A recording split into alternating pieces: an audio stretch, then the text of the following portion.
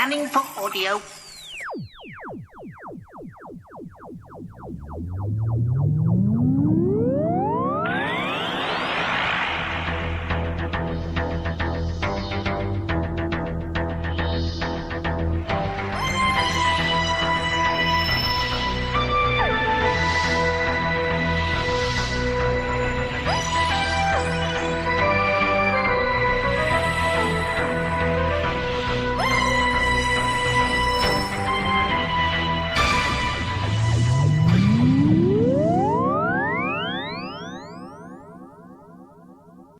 Welcome to a Tin Dog podcast.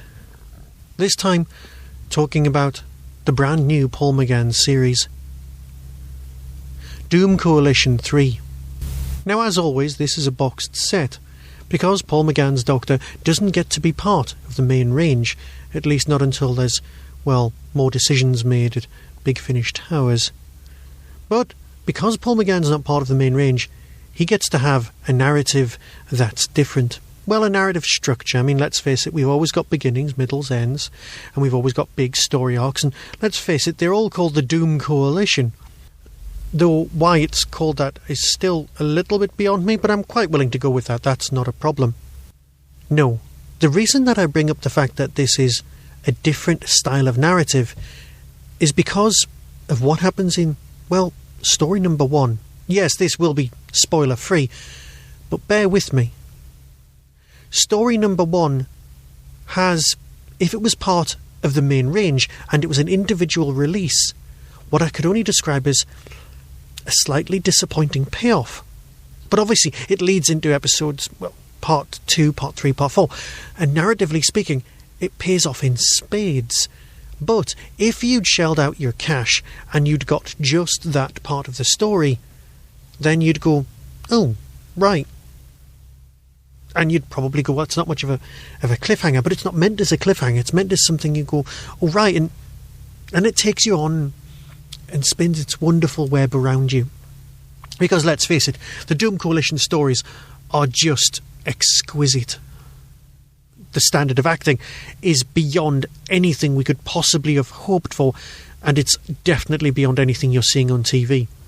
Let's face it, this year, in the year without TV Doctor Who, a steady outpouring of, well, let's face it, you get 13 main range stories, you get at least 2, probably 4 boxed sets, and of course you've got the 4th Doctor adventures as well, and they're usually about 8 stories long each.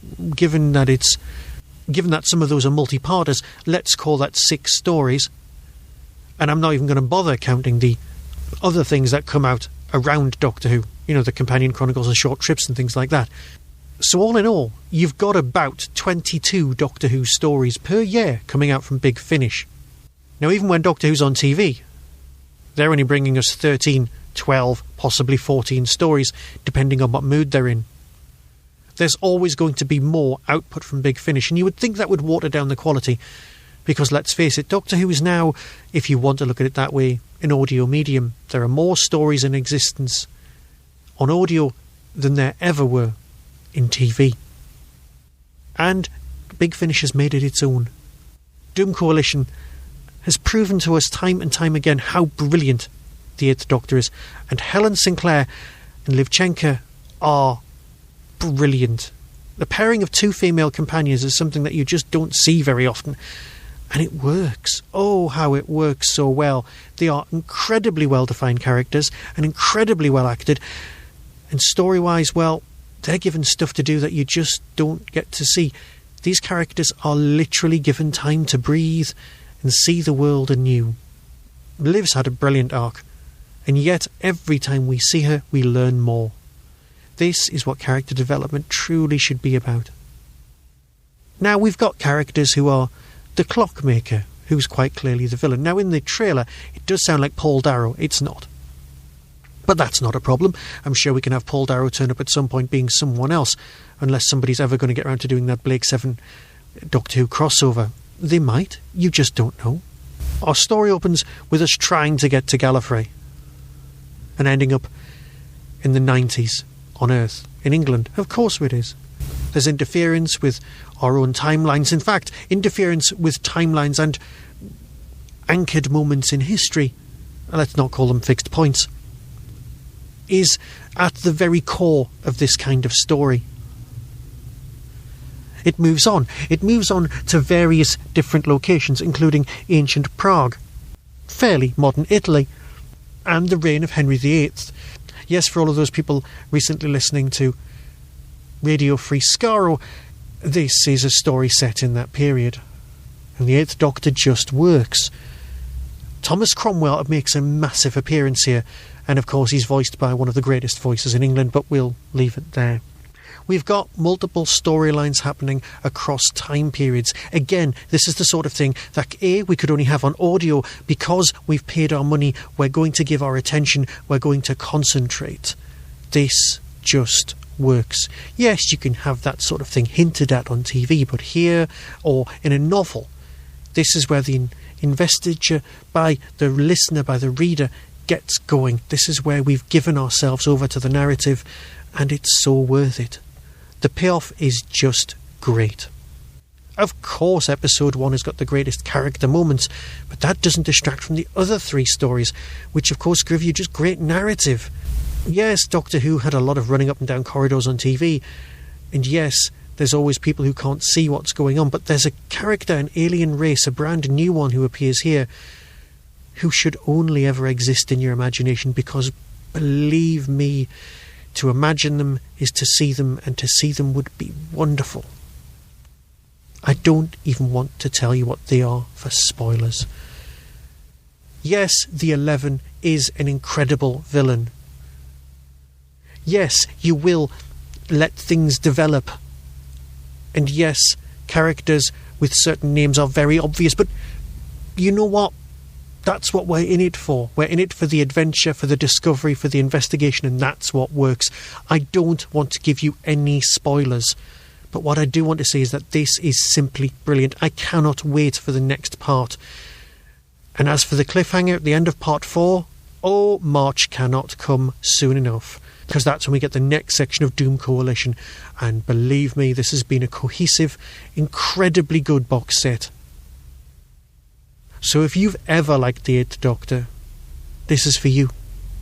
Yes, it might be part 3, and yes, the characters would be not confusing, but you'd get so much more of a payoff if you owned box sets 1 and 2.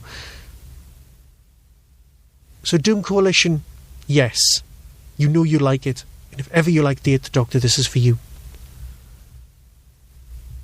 So rather than listen to me prattle on and saying how great something is, just go away and listen, because it is great, and you will enjoy it. So until next time, when I'll probably be talking about Doctor Who, be seeing you. It is time to complete my masterpiece. Time to start the countdown. Until Doomsday. Coming soon from Big Finish Productions. Doctor Who, Doom Coalition 3. The archives were the most highly secured place on Gallifrey. Probably even more so now after what happened last time. What happened last time? The 11 happened.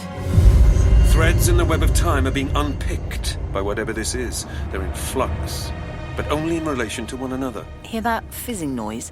That's my brain. Ah, don't worry, Liv. I have a 7th sense for this kind of business. In the name of King Henry, I demand that you identify yourselves. Intent hostile. Threat will be neutralized.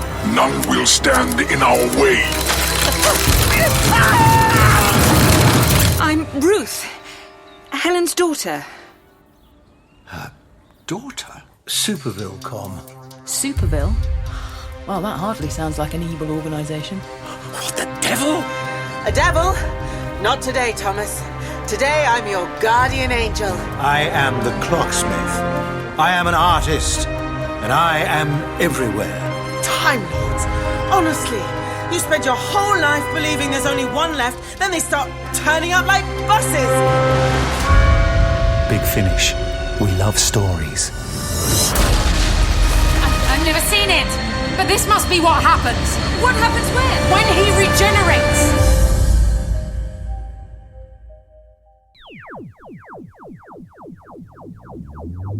That was the Doctor Who Tin Dog Podcast. available on iTunes, YouTube, Twitter, RSS, Vimeo, and across the internet. Doctor Who and its associated properties are all copyright and trademark of the BBC. No infringement is intended. Why not become a supporter by visiting patreon.com/tindog. Contact the show on tin-dog@hotmail.co.uk. The Tin Dog Podcast is a founder member of the Doctor Who Podcast Alliance.